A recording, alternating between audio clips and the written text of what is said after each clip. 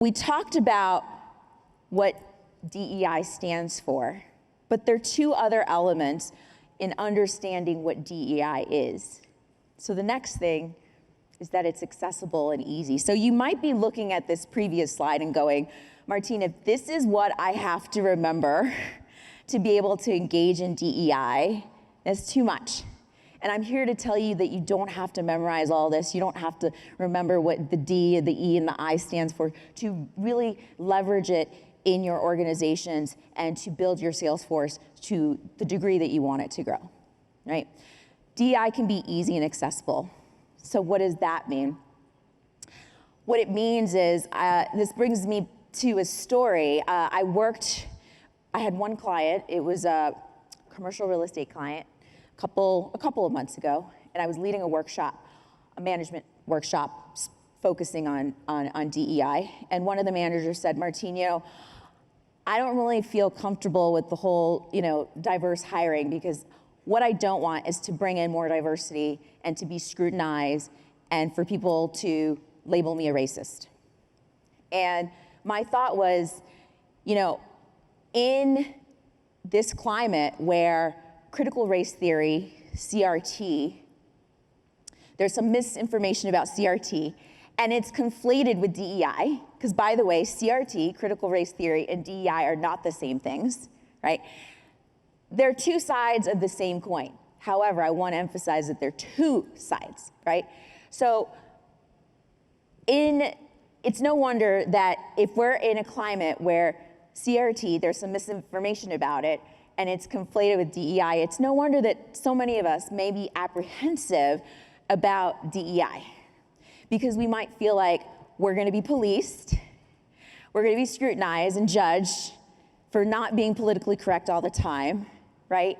And we're going to be shamed or blamed. And no one wants to feel those things.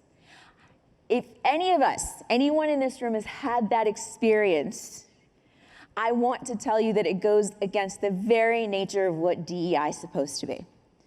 Diversity, equity, and inclusion is about allowing your story and my story, allowing us to share our stories, finding a safe space where we can exchange stories, allowing me to pivot my lens so I can understand where you're coming from. And by the way, understanding has nothing to do with agreement. It's just me trying to get a sense of where you're coming from, right? DEI is about active listening, listening to one another, learning, and remembering that we're all on this DEI continuum. There's no one person, including myself, who knows everything, right? So DEI is not about you knowing whether I should be referred to as Black, African American, or African, because by the way, how would you know? If you clone me 3 times, each one of me might have a different response. So DEI is about creating a space where you can ask me, how do you like to be referred to? And I can answer and not assume, not be offended, right? And we can engage in dialogue. That's really what it's meant to be, right? And so that's how DEI can be accessible to us, right?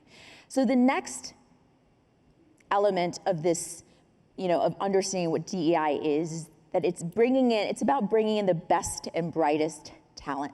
So there's a myth that's going around in some organizations that DEI means bringing in less qualified candidates just for the sake of having more diversity.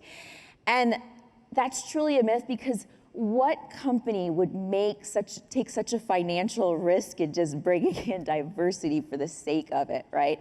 So I often caution organizations in how they set the precedent when they do hire, right, for diversity.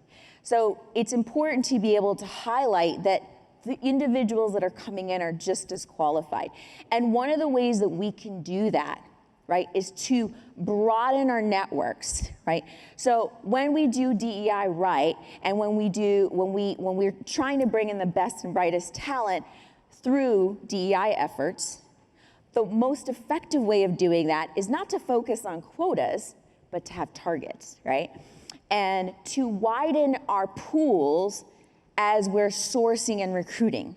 So it doesn't mean we stop using sourcing from the pools that we currently have, but it means figuring out what other pools are out there. And I often hear people say, it's so hard to find diverse talent. It's not, it's really about how we're doing it. Who are we using to go out there and recruit? Where are we going? What events are we targeting, right? So all of that influences how easily we're able to source new networks, right? So it's about sourcing new networks and then mitigating our bias during our hiring and interview process. And by the way, we all have bias, right? Bias is just what is familiar to us. Some of us have affinity bias. Like if I see a resume with Hamilton College, because I went to Hamilton College in upstate New York, I have an affinity. I automatically think this person's gonna be great because I went to Hamilton, I think I'm great. So they must be great too, right?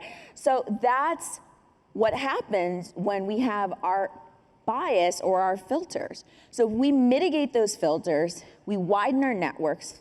A Harvard study shows that will automatically increase diversity, right? And so that's what we can do. And when we bring in the best and the brightest qualified talent into our workforce to be able to help us tap into new markets, we're really able to create the framework for inclusive selling. Thank you for watching this highlight video from the Sandler Summit. You can join us for the next Sandler Summit in 2024, March 19th and 20th at the Orlando World Center Marriott. Register now at sandler.com/summit.